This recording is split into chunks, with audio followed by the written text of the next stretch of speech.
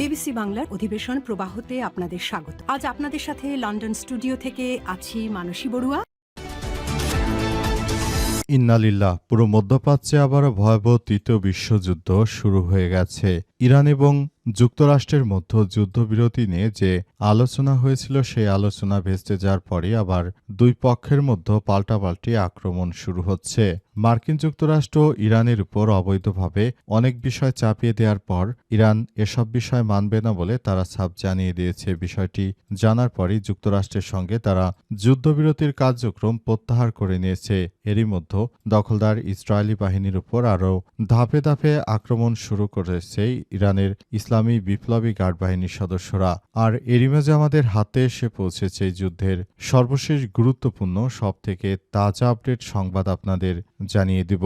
প্রথমেই জানাবো, ইরানের হাতে এখনও গুরুত্বপূর্ণ কিছু কার্ড রয়েছে, জানালেন বাঘের গালিবাফ। ওয়াশিংটন এবং তেহরানের অর্থনৈতিক কার্ড নিয়ে বিশ্লেষণ করেছে ইরানের পার্লামেন্টের স্পিকার বাঘের গালিবাফ। এক্ষেত্রে তিনি যুক্তরাষ্ট্রের আধিপত্যের দাবি খারিজ করে দিয়েছেন। দেশটি ইতিমধ্যে তার শক্তির বড় একটি অংশ হারিয়েছে। বিপরীতে তেহরানের হাতে এখনও কিছু গুরুত্বপূর্ণ কার্ড রয়েছে যা এখনও ব্যবহার করা হয়নি। আজ নিজের সামাজিক যোগাযোগ মাধ্যম এক্স অ্যাকাউন্টে দেয়া এক পোস্টে তিনি এমন মন্তব্য করেছেন।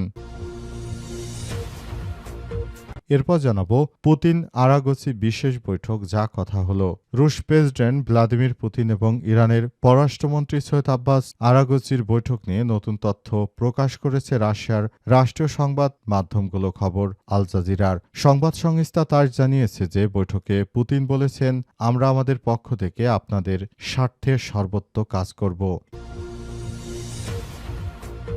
এদিকে মিডিয়াকে দূরে রেখে ইরানের সঙ্গে বসতে চায় যুক্তরাষ্ট্র।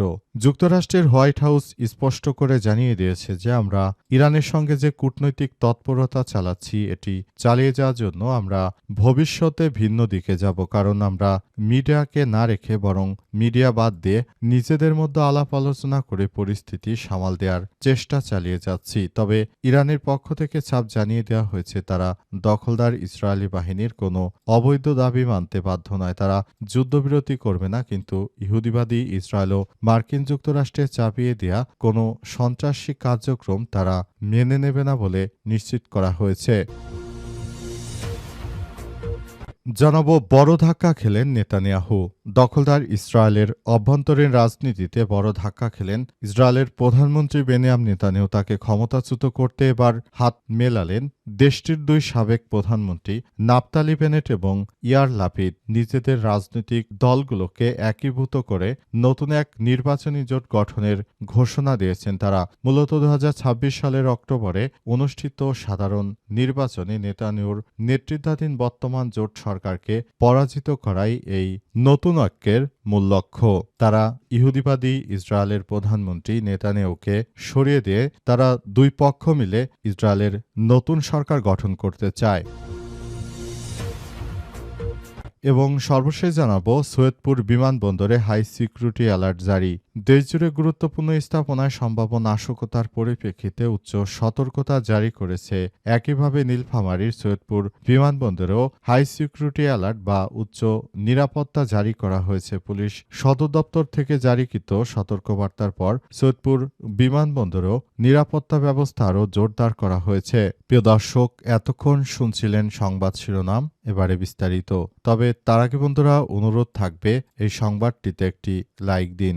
এই চ্যানেলে আপনি নতুন হয়ে থাকলে আমাদের সংবাদটি দেখতে দেখতে চ্যানেলটি সাবস্ক্রাইব করে রাখুন। কমেন্ট করে বন্ধুরা আপনার মূল্যবান মতামত জানিয়ে দিন আপনি বিশ্বের কোন দেশ থেকে বা বাংলাদেশের কোন স্থান থেকে আমাদের সংবাদটি দেখছেন এবং শুনছেন। আর বন্ধুরা সংবাদটি আপনার সোশ্যাল মিডিয়া ফেসবুকে শেয়ার করে বন্ধুদেরও দেখার সুযোগ করে দিন।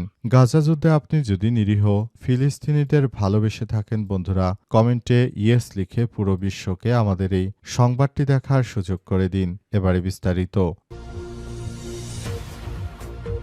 ইরানের হাতে এখনও গুরুত্বপূর্ণ কিছু কার্ড রয়েছে, জানালেন ইরানের পার্লামেন্টের স্পিকার বাঘের গালিবাফ। ওয়াশিংটন এবং তেহরানের অর্থনৈতিক কার্ড নিয়ে বিশ্লেষণ করেছেন ইরানের পার্লামেন্টের স্পিকার বাঘের গালিবাফ। এক্ষেত্রে তিনি যুক্তরাষ্ট্রের আধিপত্যের দাবি খারিজ করে দিয়েছেন। দেশটি ইতিমধ্যে তার শক্তির বড় একটি অংশ হারিয়েছে। বিপরীতে তেহরানের হাতে এখন পর্যন্ত এমন সব অস্ত্রশস্ত্র রয়েছে যেগুলো দিয়ে তেহরান চাইলেই আমেরিকাকে মাটির সঙ্গে মিশিয়ে দিতে পারে বলে তিনি দাবি করেছেন এবং তিনি জানিয়েছেন যে আমরা এ পর্যন্ত এমন কিছু অস্ত্রশস্ত্র এখনো আমরা সারা পৃথিবী থেকে হিডেন রেখেছি। সেই অস্ত্রশস্ত্রগুলো যদি আমরা ব্যবহার করতে শুরু করি তাহলে মার্কিন যুক্তরাষ্ট্র এবং দখলদার ইসরায়েলি বাহিনী তারা শেষ হয়ে যাবে। তারা কখনোই আর এই কার্যক্রমগুলো চালাতে পারবে না বলে তিনি দাবি করেছেন এবং তিনি আরও জানিয়েছেন যে পুরো মধ্যপ্রাচ্য জুড়ে জায়নবাদীরা যে ধরনের কার্যক্রম শুরু করেছে এটি আসলে কোনোভাবেই মেনে নেওয়া যায় না।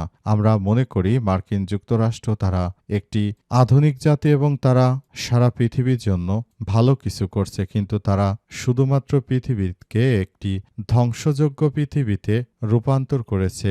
এমন পৃথিবী আমরা চাই না। আমরা চাই একটি সুন্দর ও সমৃদ্ধির পৃথিবী, যে পৃথিবীতে কোনো সমস্যা থাকবে না বলে জানিয়েছেন ইরানের পার্লামেন্টের স্পিকার বাঘের গালিবাফ। তিনি আরও সতর্ক করে জানিয়েছেন যে এ পর্যন্ত দখলদার ইসরায়েলি বাহিনী এবং দখলদার মার্কিন যুক্তরাষ্ট্র তারা যে ধরনের কার্যক্রম শুরু করেছে এটি আসলে কোনোভাবেই গ্রহণযোগ্য হতে পারে না। পুরো মধ্যপ্রাচ্য জুড়ে জায়নবাদীরা যে ধরনের সমস্যাগুলোর সৃষ্টি করেছে এগুলো আসলে কোনোভাবেই আর সম্ভব নয়। সবকিছু একদম মাটির সঙ্গে মিশিয়ে দেওয়া হচ্ছে। পরিস্থিতি খুবই ভয়াবহ আকার ধারণ করেছে বলে তিনি জানিয়েছেন।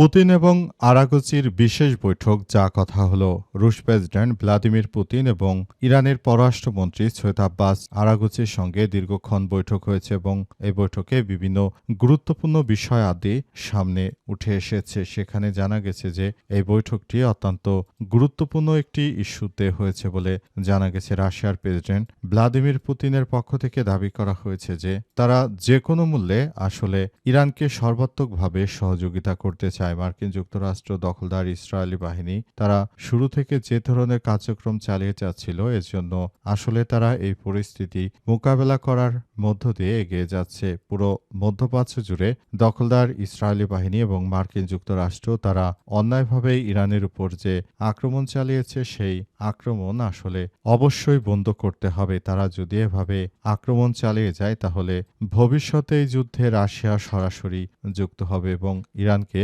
বাঁচানোর জন্য রাশিয়ার পক্ষ থেকে সর্বাত্মকভাবে তারা প্রচেষ্টা চালাচ্ছে। পুরো মধ্যপ্রাচ্য জুড়ে ইহুদিবাদী ইসরায়েল এবং মার্কিন যুক্তরাষ্ট্রকে শিক্ষা দেওয়ার জন্যই মূলত এই কার্যক্রম শুরু করছে এবং ইহুদিবাদীদের সর্বাত্মকভাবে তারা যে কোনো মূল্যে ইহুদিবাদীদেরকে ধ্বংসস্তূপে পরিণত করবে এমন কথাই জানানো হয়েছে। পতনের মুখে পড়েছে মার্কিন যুক্তরাষ্ট্র এবং ইহুদিবাদী ইসরায়েল। তারা কোনোভাবেই আসলে কোনো কিছুই করতে পারছে না। তারা ইরানের কাছে ধরাশায়ী হয়ে যাওয়ার পরই দখলদারেরা আসলে পুরো পরিস্থিতি অত্যন্ত খুবই খারাপ জায়গায় চলে গেছে এবং ইহুদিবাদীরা কোনো কিছুই করতে পারছে না। সবকিছু ইরান প্রতিহত করে ফেলেছে।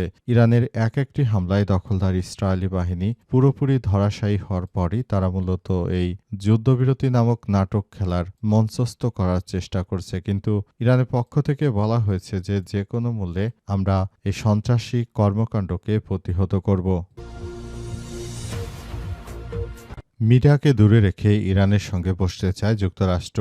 যুক্তরাষ্ট্রের হোয়াইট হাউস স্পষ্ট করে জানিয়ে দিয়েছে যে ইরানের সঙ্গে চলমান কূটনৈতিক আলোচনায় তারা গণমাধ্যমের মাধ্যমে চালিয়ে যেতে আগ্রহী নয়। তারা জানিয়েছে যে এটি চালানোর জন্য তারা আসলে সবকিছুকে সেভাবেই নিয়ন্ত্রণ করতে চায়। মার্কিন যুক্তরাষ্ট্র শুরু থেকে যেভাবে ইরানের উপর আক্রমণ চালিয়েছে এজন্য অনেক মিডিয়াই ইরানের পক্ষ লিখেছে, কিন্তু মার্কিন যুক্তরাষ্ট্রের বিরুদ্ধে তারা সব সময় কার্যক্রম চালিয়েছে এমন তথ্য জানা যাচ্ছে। এসব তথ্যগুলো জানার পরই মূলত মার্কিন যুক্তরাষ্ট্রের প্রেসিডেন্ট ডোনাল্ড ট্রাম্প তিনি এবার এমন একটি প্রস্তাব দিয়েছেন যে সেই প্রস্তাব শুনে সবাই অনেক বেশি হতচকিত হয়ে গেছে। যুক্তরাষ্ট্রের প্রেসিডেন্ট ডোনাল্ড ট্রাম্প তিনি আসলে জানিয়েছেন যে এই পরিস্থিতির মধ্য দিয়ে আসলে বর্তমান সময় মিডিয়াকে বাইরে রেখে তারপর তিনি এই ইরানের সঙ্গে একটি কূটনৈতিক প্রচেষ্টাগুলোকে চালিয়ে যেতে চান। নতুন করে আবার ভয়াবহ কোনো ধরনের সংঘাতময় পরিস্থিতি সৃষ্টি না হোক সেই প্রত্যাশার কথা জানিয়েছেন তিনি, এবং তিনি আরও জানিয়েছেন যে আমরা শুরু থেকে যে ধরনের সমস্যাগুলো ফেস করেছি আমরা চাই না আবারও মিডিয়া ট্রায়ালের মধ্যে পড়তে, তাই আমরা এই পদক্ষেপগুলো গ্রহণ করার চেষ্টা করেছি। পুরো মধ্যপ্রাচ্য জুড়ে মার্কিন যুক্তরাষ্ট্র দখলদার ইসরায়েলি বাহিনী তারা শুরু থেকে ইরানের বিরুদ্ধে যে ষড়যন্ত্রমূলক কর্মকাণ্ড চালিয়ে যাচ্ছিল এর জন্য আসলে পুরোপুরি তারা বিষয়গুলো নিয়ে ফেঁসে গেছে। ইহুদিবাদীদের কোনোভাবেই ছাড় দিচ্ছে না ইরানের ইসলামী বিপ্লবী গার্ড বাহিনীর সদস্যরা। বড় ধাক্কা খেলেন নেতানিয়াহু।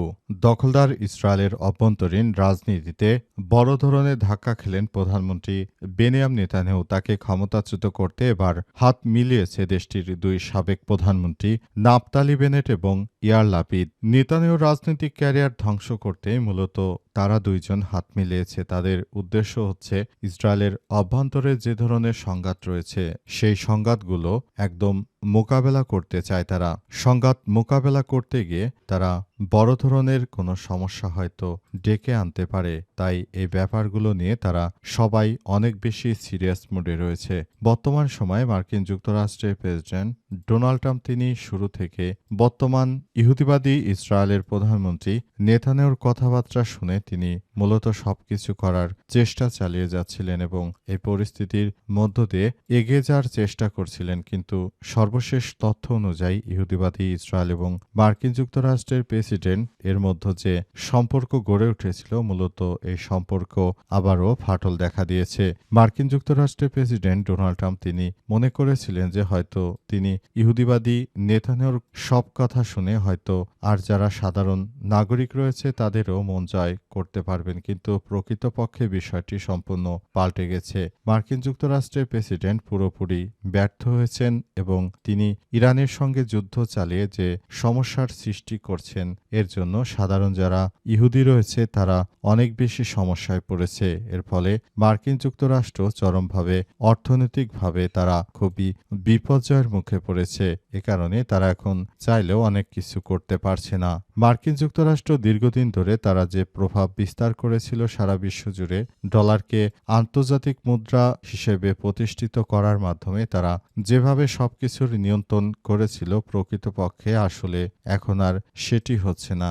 এখন সেটি অত্যন্ত খারাপের দিকে চলে যাচ্ছে।